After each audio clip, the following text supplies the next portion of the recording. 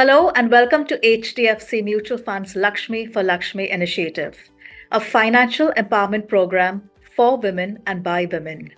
Here, women distributors share the unique behavior of women investors and the hurdles they overcome in their financial journeys. Join us as we empower each other in the world of mutual fund investments. Welcome to Laxmi for Laxmi by HDFC Mutual Fund.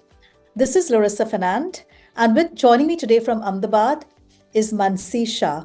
Mansi is the chartered accountant by profession and has been handling portfolios of ultra HNIs and HNIs for the past 20 years.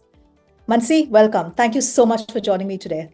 Very good afternoon, Larissa. It's a pleasure talking to you.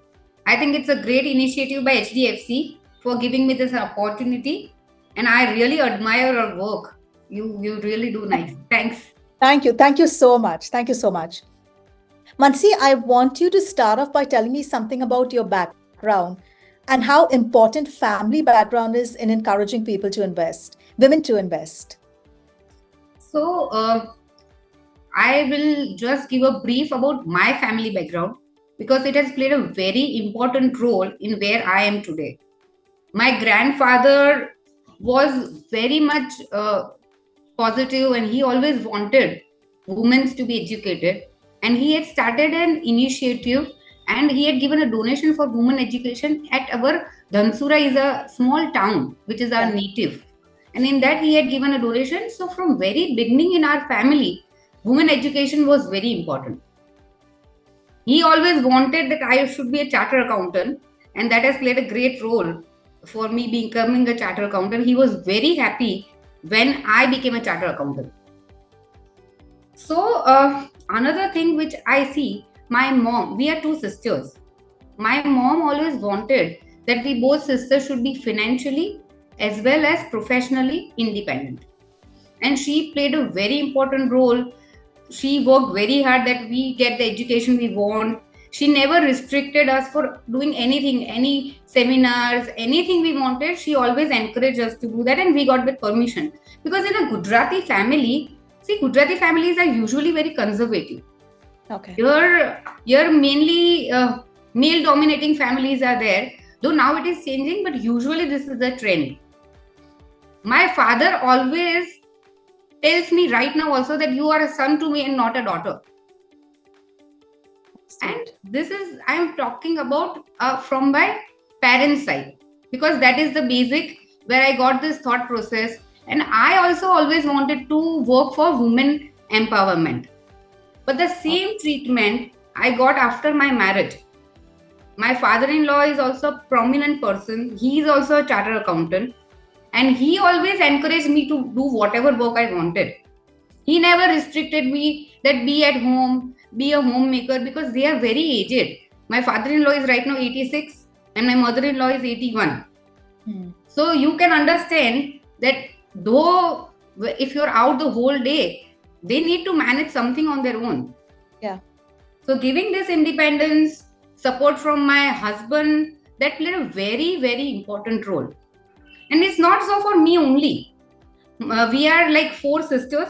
We have a joint family and a brother. But we all are working, sitting in the same office, and we all have equal roles, and everyone is important and a part of all the financial decisions. Got it. Okay, when you spoke of your grandfather, it was from your paternal side or maternal side? No, from my dad's side, paternal side.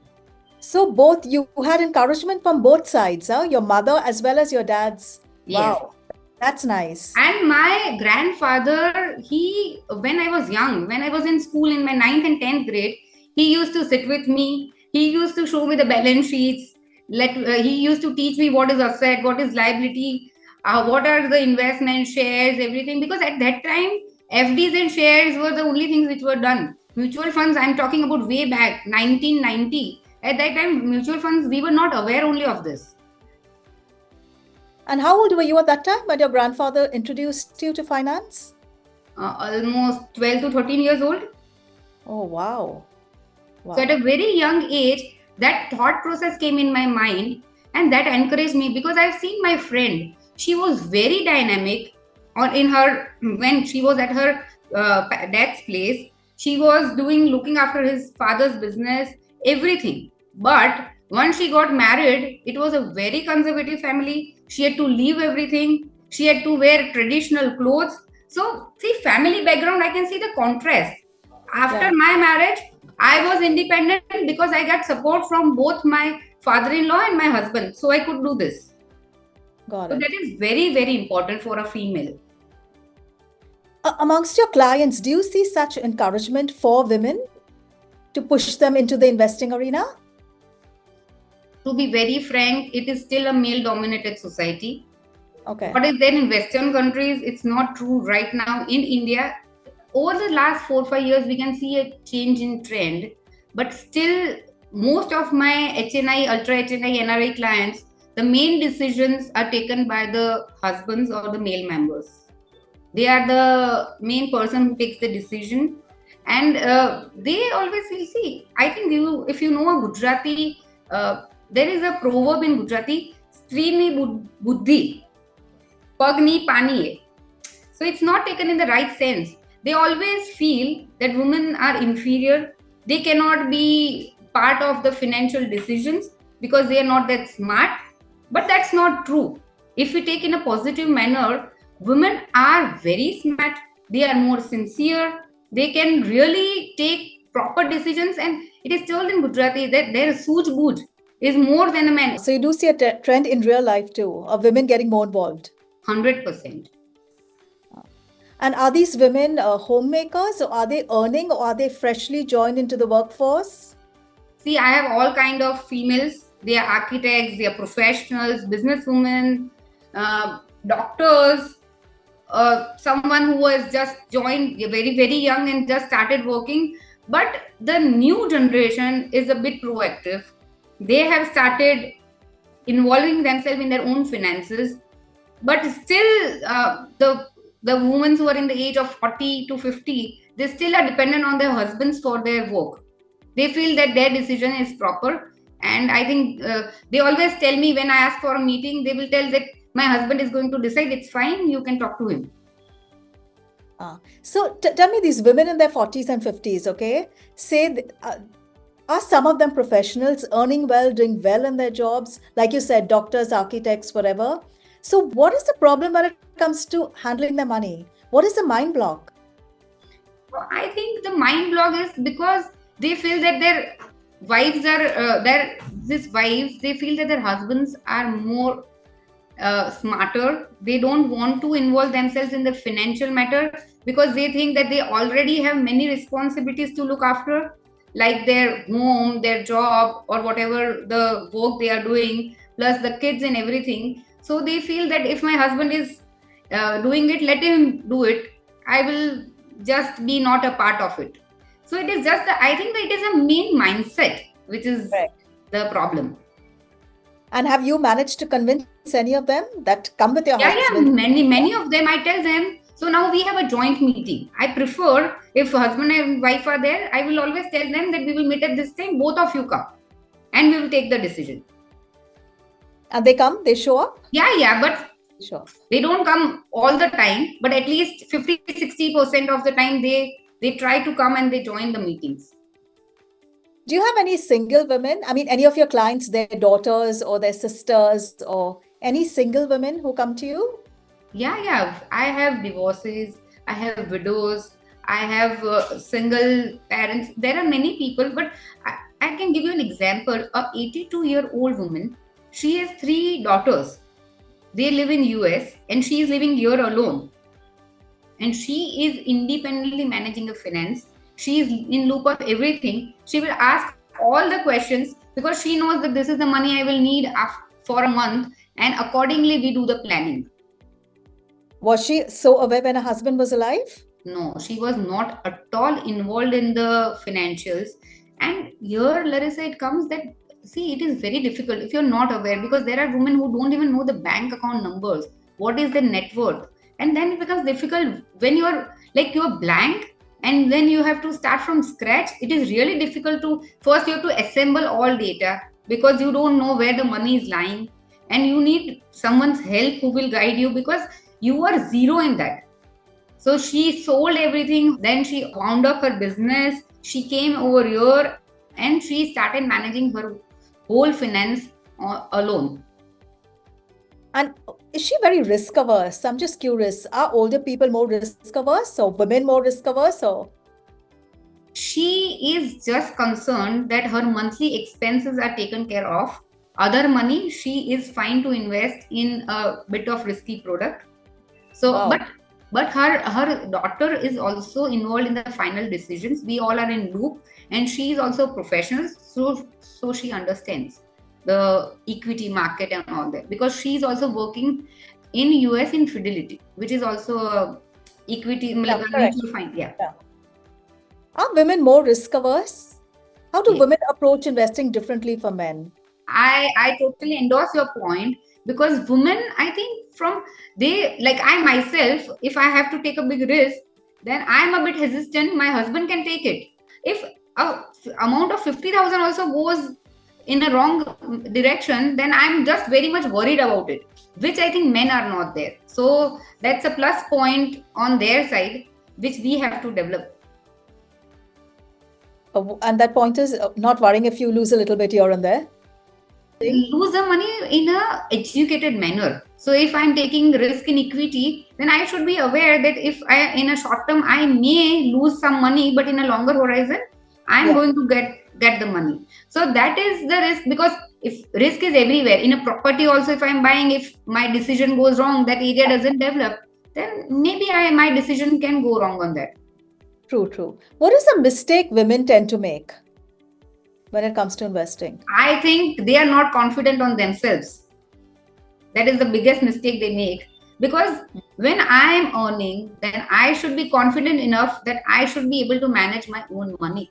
That is very, very important, because financial independence give us the liberty, the confidence level, and it is necessary in this world where we are heading to. Over a period of time, we are also almost in line with Western world. And I remember a quote: a woman's best protection in life is little money of her own. It was That's said Claire by, Booth. Yeah. yeah, Claire Claire Booth. Booth. Yeah. So, and I think this is the thing which we have in our tradition also. What is Stridhan? Why we used to have Stridhan in older times? Because if any calamity is there, we can Yeah. use that gold, jewelry, or something to meet the any problems or any uncertainties which have come up. It's the same thing. But why can't we manage the real money, which we are earning for our own self, in which we are giving all our energy and everything? Okay, Mansi, you brought up gold. So let me ask you, when women come to you, do they gravitate towards certain investments like gold or fixed deposits, or is there any inclination which they move towards? A nice question. But now I don't think though, because when they come to me, now they want to understand the difference of each product. That is changing now. First, traditionally, everyone wanted that my money should go in gold or in fixed deposit because it is a safer option. But now they want to understand what are the different other products available and how they can manage to have the money in those things, and which can also be less risky. So for that, we always ask them the time horizons. So now they are developing a better understanding of the product before taking the final decisions. Give me an example of a married couple where they were disagreeing on what investment to make and how they finally made up their mind. The women's role and how they finally made up the mind. So now I have a young couple who have just got married before 1.5 years. Now the girl is looking after the salary which she gets. She's investing the same, but she used to tell me that, Didi, my husband doesn't agree that I should invest in such a product. Or then I told that let's have a joint meeting. Let us have a con call or something, and then we can. I will explain it to him, and then also he disagrees. Then we will take a decision which is a mutual decision for both of you. So, but then eventually we could talk and we could clear that out. And now the decision is perfect. Everything is going in the right direction. All the investments are going on properly. And we regularly have a meeting every 6 months to review the same. So tell me, Mansi, these young couples, for example, would she have her separate account or do they have a joint account or both two separate accounts, one joint account? How does it work with these? No, it is a joint account. Joint account means the vice versa. Like if I have an account, it is my name as a first account and my husband is a joint holder. Same goes vice versa. In his account, I am a joint holder. But for the name in which I am the first holder, all the decisions are taken by me. In which he is the first holder, it is taken by him. So that money goes in my investment in my name, and that investment goes in his name. Though the decisions are mutual, but we have our own separate things. So at least we know what we want to, where we want to invest, and what is my requirement. I will invest according to that. And then how do they deal with common goals? Like buying a house may be a common goal, a child's education. So everything is done. Like if we have two separate accounts, then we have made it a point that which expense will be taken or care from which account. So it's very, very clear. Because now though and in the young generation I'm saying this, they really have a very good clarity. If they want to buy a house, like I can give you my example. For our house, the installment goes 50-50 from both of our account because it's a joint property. And I can do that. I can have 50% installment from my side, 50% from his side, and it's a joint property, it's a joint house, and both can manage the finance. Mansi, has any couple, a young couple going to get married, have they ever come to you before marriage to just discuss what should they talk about their finances? I am not come across a person, because usually they come after once they are married. This question arises that what kind of investment, because husband already has someone who is looking after the wife, either her mother or anyone in the family is associated with me, so they want now that you look after my finance. So but then it is sorted out. It's not that difficult. Okay, so I have a story to share. So when a friend of mine got married on a honeymoon, when they were checking out of the hotel, the husband tells the receptionist or the cashier, make separate bills 50-50. And she got a real shock. And after that, she keeps advising her other friends, have a conversation before marriage. Because don't be, of course, this was an extreme case. This was ridiculous. But it made me think that maybe such discussions should start way in advance. I agree, and you go perfectly right, Larissa. This talk should be way in advance, and that is the very reason that each and every individual, male or female, should have their separate accounts, should have the authority to manage that fund, because that gives me the independence to invest, to spend wherever I want. For each and everything, I don't have to ask anyone. Right now, I don't have to ask my dad, nor my husband, nor anyone, and I have got that liberty, because they also have that confidence that I'm not going to, because the money which I'm earning, that only I'm going to spend. And in our family, like when we were very young, we had this system. Our Dadaji always told that if you're earning 100 rupees, spend 20-25 rupees and save 75 rupees. That is a thing which we have developed from when we were very young. So we know that what we are spending. My mom still keeps accounts of the, like if she's getting X amount at home, which my dad gives every month, from that she will write what I have spent, where I have spent. So she also has an idea. She can also keep a check on the things. Do you find the younger women spending much more? Is there anything like that? I agree, because through this online shopping, my sister, she is also spending a lot. She loves buying clothes, and due to this online thing, it is very easy. You just click, credit card is there, it gets swiped, and you get whatever you want. What advice have you given your daughter? You've got a daughter, right? If I'm not mistaken. I have a son and a daughter, and my son is 14 years old and my daughter is 12 years old. But I really advise my daughter the same thing which I got from my parents and grandparents, that saving is a very, very important part which will help you in your independence in future. So though you spend, but keep a tab on that. So right now also we give them pocket money, and they should be aware where they are spending. So when they are asking me again for the money, they are answerable where they have spent that money. Wow. Mansi, suppose someone comes to you, suppose your daughter comes to you and says, I'm really not interested in finances because you're so good and everybody in the family is good and I'm going to marry someone who's good. What would you tell her? How would you convince her that you should take an interest? No, just come back with the question. Okay, your daughter, let's say she has no interest at all in finances. Hmm. How would you convince her that even if your family is good at it, you must take responsibility for Yeah. understanding what investment is? For that I think what I did with my sister doesn't look after her finance at all. Her husband and me, we both are taking care of her finance. And I will tell my daughter that, see, independently looking at your finance, though everyone, I will be managing, your dad will be managing, but a time will come where our thought process will stop beyond a point. And what the modern things are going on, maybe 10-15 years after this, the trend may be something else, or your investment things can change though. So you should be independent enough to take a proper decision, educated decision, but you cannot depend only on your parents, because over a period of time you have to independently look after your finance. Got it. Okay, so you spoke of evolution of investments. Mansi, do you suggest, suppose you take a tactical bet on, say, a sector or theme. Hmm. Are women open to doing that, or it's mainly the men who prefer tactical bets?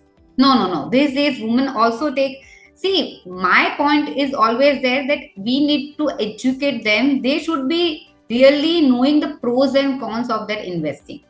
If they are taking a tactical call, they should be aware that where they are investing and what may go wrong. And after that, they are perfectly fine. And see, our business is more of trust.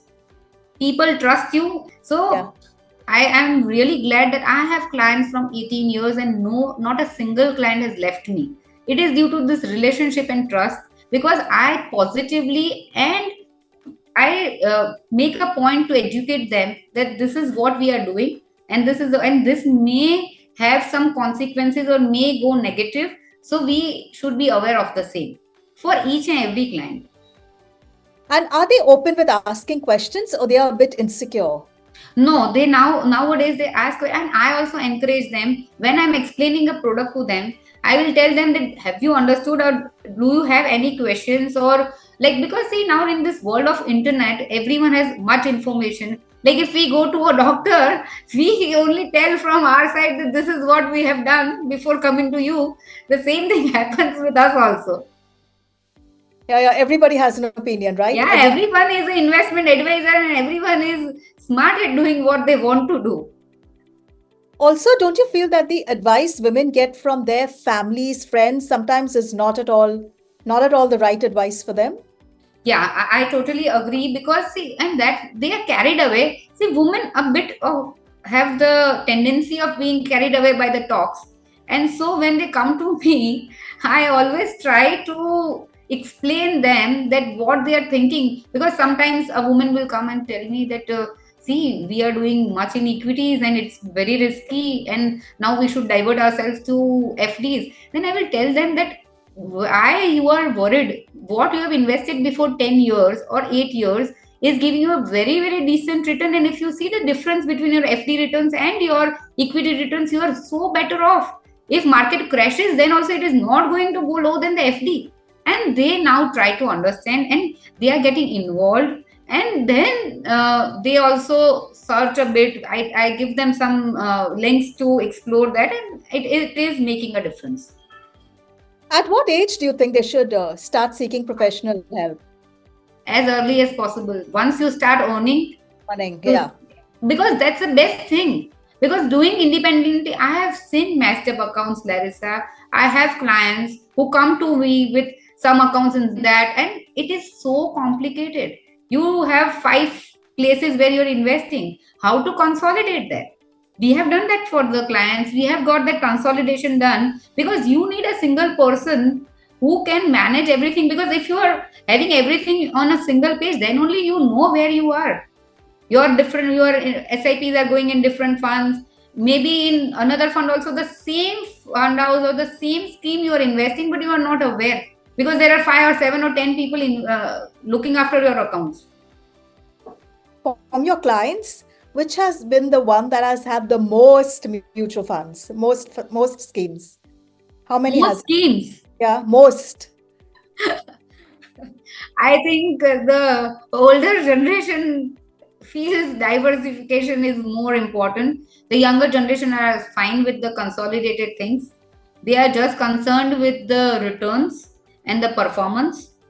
The older generation requires, because they have seen many ups and downs, and they feel that we don't want to take risk in a single fund house or a single scheme.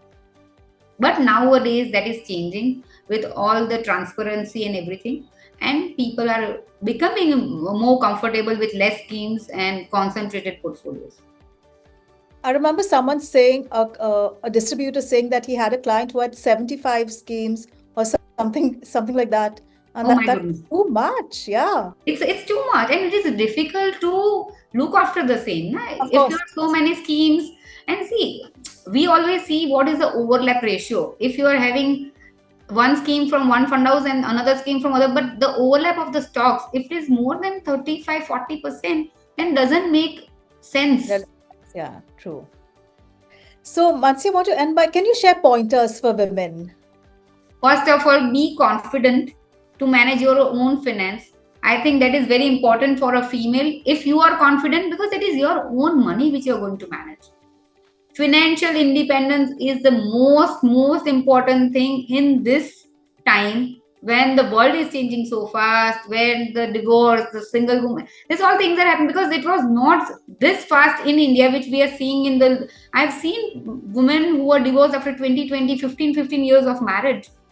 So I think you have to be financially independent. I have now some blind women and police officers who are also starting with all this investments at an early age. So financial independence is the most important thing. Most important thing. Okay, you said they should be confident. What if they are not confident? What steps should they take to get there? Like, we take professional help for our medical, any problems we have, the same way they have to take professional help. So professional advisor is the right person who can help them boost their confidence, because if they ask questions, then they will be able to get the answers, and they will be able to manage their funds confidently after knowing what products they are investing in. So they will get the right knowledge also. Okay, you spoke of financial independence and my mind went in another direction. Have you had a lot of these young clients who want to achieve FIRE, this financial independence, retire early? Are there a lot of those? Very much. Now this concept is changing, and I think I'm also one of the person who is looking for this, that I want to not retire, but the main purpose is that if you are financially independent, you can look at some other aspect which you want to do, which you love, because God has given us only one life, and we have to do so many things. Only work, or that is not the only aim in our life. Either to help or be a part of an NGO, or your any sports, or your hobby. If you want to develop, because there are very few years where you will be able to do this. Everyone tells that after 60 you will be doing this. It is not possible. Will your health be supporting you at that point of time? I want to see the whole world, but for that I have to be financial. If I don't have money, how will I go? How will I explore the world? So these FIRE enthusiasts who come to you, they have to have a very high rate of savings, is it? Which is Yes. invested wisely. 100%. See, now people have goal-oriented savings. When the client comes to me, or a woman comes to me, or a female, she will tell me that this is what I'm looking at. I want to buy a luxury car at this age. Whatever they have kept the target. We want to buy a house by this age. This is all. So now this goals are there. My younger daughter, she's 12 years old. She has a goal of buying a Bugatti. So this is just an example. It's an exaggeration of what she's thinking. But at this age, she is thinking this. So if you think something, you will definitely be working for it. We always tell her, if you want to buy, we are fine, but you have to, this is the amount you have to accommodate for it. You have to save this much amount if you want to buy a Bugatti. Okay, and just give me one bias which society has about women and investing that you want to change. One bias or one. The most important bias is that they still feel women are inferior. Men still have that thing in mind that, see, we have to accept this fact that India is a man-dominated society. Though it is changing, what it was before maybe 20, 25, 30 years and what it is right now, it is changing, but it's not the great, like in Western countries, we are not at par with them. In Western countries, there is no difference between men and women. Still, here there is a difference. But then to wrap up how you started, if the social dynamics in the family change, that makes all the difference. You came from a 100%. family where you were. 100%. I really feel that the family background, that I example of my friend I gave you, or whatever I'm seeing right now, Yeah. like the what I'm seeing in my family, what I'm seeing in the younger generation.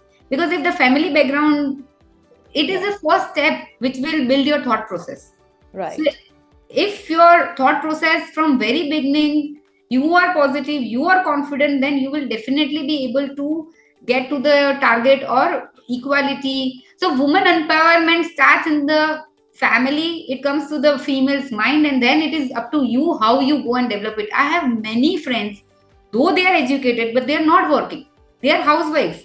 They feel that looking after family, looking after kids, cooking, this is the my life's goal.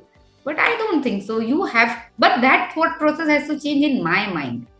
My family gave me a basic thing. After that, I have to develop myself, and I am really looking forward to work for women empowerment. And I am right now also trying to, as many women I meet, I try to encourage them, I try to explain them, and I think this is the way we can be a bit helpful in changing the environment. But Like okay, the you're initiative, sorry, the like the initiative taken by HDFC, this initiative definitely will have some impact. At least the people who are in a confused stage or who don't trust themselves, at least they can think on this. But you have a slightly different viewpoint. So, in my social circle and extended family circle, a lot of the women chose to give up their jobs because they wanted to be homemakers and mothers. They made a choice. But what I like is their husbands told them to be part of the financial decisions because whatever decision is made impacts the full family. So I 100%. like that. So I like that they work together on this, even though they have voluntarily walked away from a full-time job or whatever. No, I think you are right that though you are not working, but you are a part of the financial decision.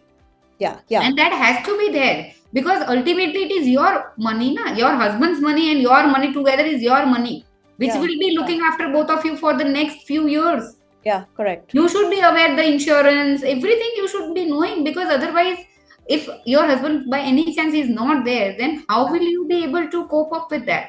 yeah, You true. are not aware what is the balance sheet, what money you have, because right now though, you are in a comfortable zone. Yeah, When any calamity is there, then only you will realize what true. it, how important it is. Got it. Got it. I think that's it, Mansi. It was so nice talking to you. You're so enthusiastic, and it was really nice talking to you. Thank you so much for giving me this opportunity, and I am really thankful to HDFC and you both, because this is I want to do this for more and more people. Lovely. Yeah. This is a Laxmi for Laxmi initiative by HDFC Mutual Fund, and this is Larissa Fernand. Thank you so much for watching. Mutual fund investments are subject to market risks. Read all scheme related documents carefully.